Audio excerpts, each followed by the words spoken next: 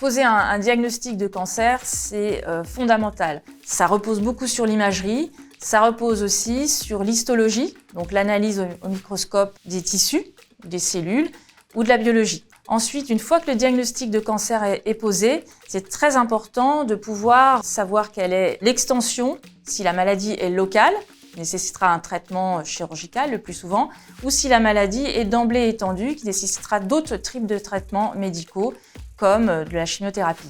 Plus le bilan sera performant, plus le traitement adéquat et adapté aux patients, puisqu'aujourd'hui on fait de la médecine personnalisée, sera mis en place, meilleur sera le pronostic et le suivi du patient.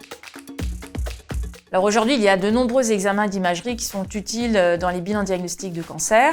Donc des examens qui utilisent des ultrasons comme l'échographie qui peut tout à fait être réalisée dans un bilan initial ou avant une biopsie par exemple. Des techniques qui utilisent des radiations ionisantes comme le scanner ou la scintigraphie ou le TEP scanner et des techniques qui utilisent des champs magnétiques comme l'IRM.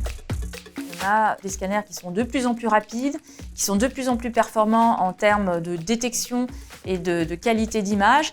Et ce qui est très important, avec le moins de gêne possible pour le patient, c'est-à-dire avec le moins de doses de rayons X et le moins de doses d'injection de produits de contraste. Il y a aujourd'hui aussi quelque chose de très innovant, ce qui est le concept de theranostic, de pouvoir à la fois diagnostiquer des tumeurs spécifiques et de pouvoir ensuite les traiter.